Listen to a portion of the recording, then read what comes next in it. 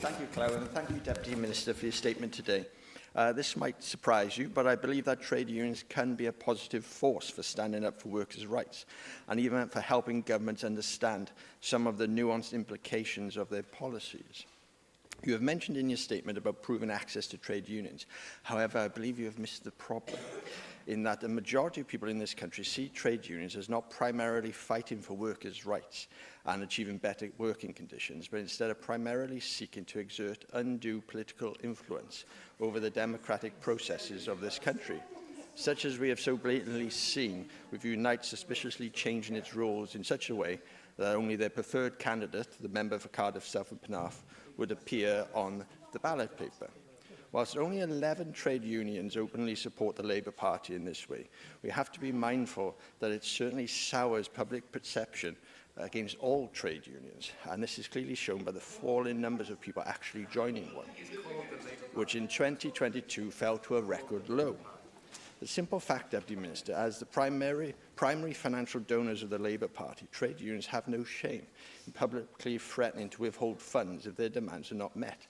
And as such, they position themselves as puppet masters to the Labour Party, where they can indirectly control the levers of government in their favour, often, I should add, against the good of the country. Whilst Labour members may snort at this fact, and I can hear him, Clywyd, the reality is that many people who would likely benefit from trade union membership do not want to be supporters of such organisations, and so do not join. The Welsh Government's shameless begging in this chamber, Deputy Minister, for people to join a trade union falls on deaf ears, because the reality is that a lot of people do not want to be so directly associated with a political party or support a trade union's extreme left-wing political ideology. Indeed, some union rule books, such as those of Unite and Unison, just two examples, clearly state that the union will not support any political party other than the Labour Party, which clearly shows how hypocritical these unions are. They profess that they want inclusivity, and as you remarked in your statement today, want to ensure every worker's voice is heard.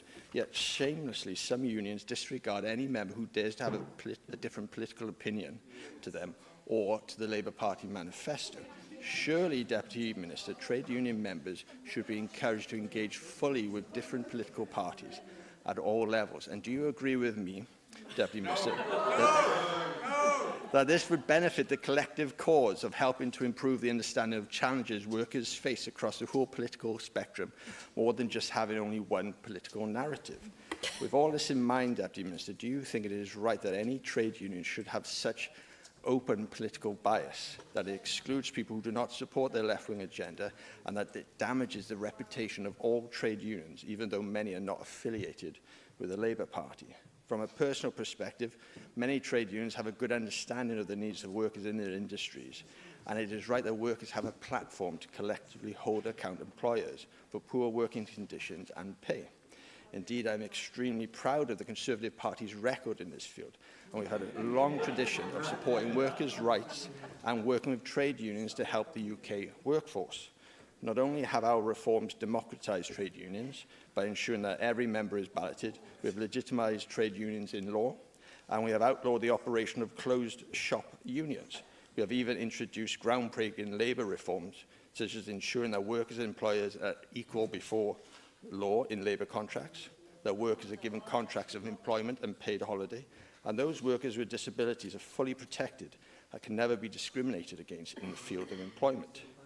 The recent UK government legislation, the Strikes Minimum Service Level Act 2023, is another good example of how the Conservatives have led the way in helping to protect the most vulnerable in society during a strike, whilst also allowing those striking workers to be confident that the industrial action is not harmful to the public and reduces the likelihood of a backlash against them. Whilst the Labour bench were up in arms at the time, I wonder, Deputy Minister, if upon reflection you can now see the benefits of this legislation to both trade unions and the workers that they represent. Finally, Deputy Minister, I note that you have made no mention of farming unions. However, you do mention the Social Partnership and Public Procurement Wales Act, which of course has the Social Partnership Council. Yet there are no farming union in its trade union representation, neither are there any employee members representing the farming industry. Deputy Minister, why is this the case? And why is this government not interested in helping Welsh farmers? I believe, Clywyd, that the Welsh Government talk warm words about workers' rights, but will do its very best to remove any voice that opposes it, which is why it has completely ignored farmers from its exclusive talking shop. Deputy Minister, is this because you know that farmers are gearing up for major industrial action against this Welsh Labour Government for its continuous and appalling record of anti-rural policies, which are crippling the industry, or is this because they are not affiliated to the Labour Party? You're going to have to bring your questions to an end now. Thank you, Clywyd. And they're not affiliated to the Labour Party, and so do not even warrant a thought or mention. Clywyd, in the spirit of last week's Hearts Union Week, we must be mindful to remember that unions should not be in the business of blackmailing governments or the nation, and should aim to be inclusive and embrace the diversity of political thought that workers in the United Kingdom have. I'm sure that even the most blinkered trade unionist okay, let's... the blinkered trade unionists would see that this would ultimately be a positive. That was your last sentence. Thank you. Minister.